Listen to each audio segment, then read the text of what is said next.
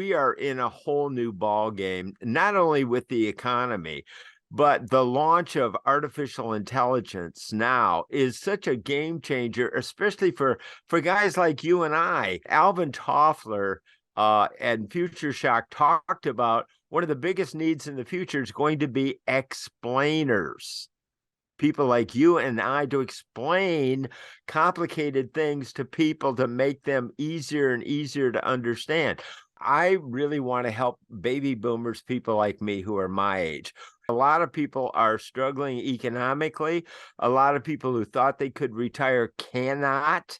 And so they have to find a way to work. And artificial intelligence is absolutely like an electric vehicle. It's like a Tesla or something that is smart, simple, and easy to use, and it'll take you a lot further than trying to go on your own. ChatGPT, this is the one that's kind of taken off in popularity. And one of the reasons for that is the accessibility of it.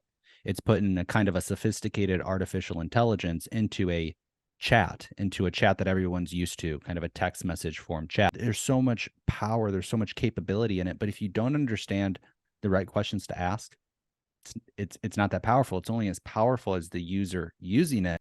Asking the right questions is the key. If it's like garbage in, garbage out. If you ask stupid questions, then I also ask it questions, and then I would look at the answers to refine the questions that I ask. So after the third question, I could improve my question and get a better answer. And you can use it in any creative way that you want. So you get the answer, and then you can say, now use this transcript and create a sales email letter to motivate people to want to learn how to use AI to improve their networking, to improve their follow-up, to improve their videos, to improve their CRM. And I'd ask them one by one. So I broke it down into frequently asked questions. And I got to tell you, this is how fast you can work.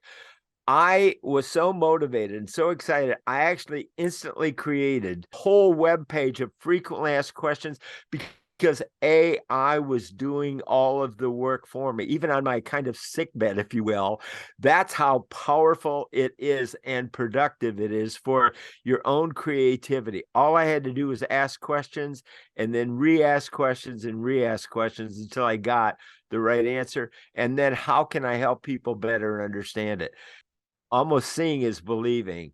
And when you experience it, then you'll know.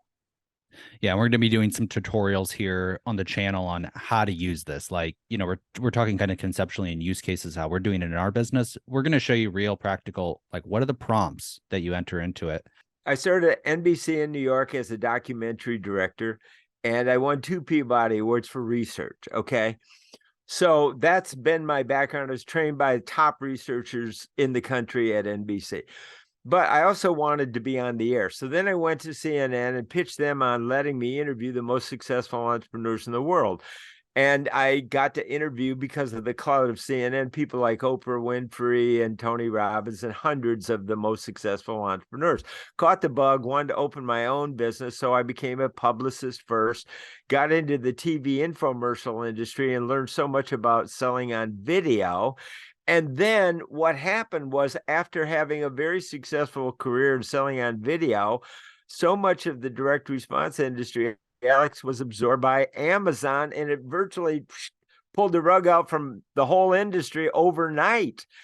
And so we had to adjust and adapt. So I got into local business networking, and that was very different. I had to learn so much about the difference between what I had been doing with top pros to working with everyday small business entrepreneurs. Very, very different. So I really had to help people understand that things are changing so quickly. We need to look at the economy that we are working with.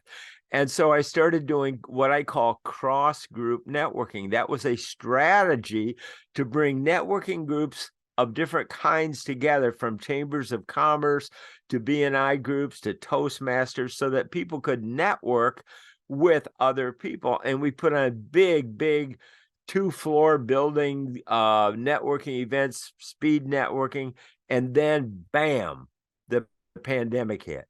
Again, we had to adjust on a dime. And I learned to move at the speed of TV news, so I could adjust very, very quickly. And so then we started putting on Zoom meetings, and we went from having about 174 people at a live networking event to having 139 connect on Zoom. So it was still very successful, but we're doing it virtually now.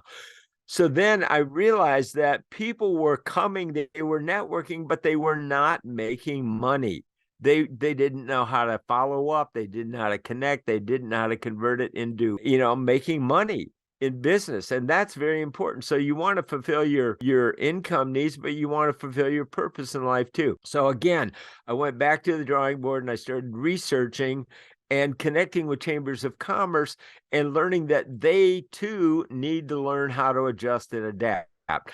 So I created the AI Chamber of Commerce for chamber executives, members, and sponsors of chambers of commerce to help them learn cross-group networking. And that's what I want to do with you. I want to do cross-age group networking with you. And so I want to open up the door to people who are my age group, who actually have needs that you guys can better fulfill than we can with each other. So again, I think the strategy of cross-group networking works beautifully, and that's how I think we can help a lot of people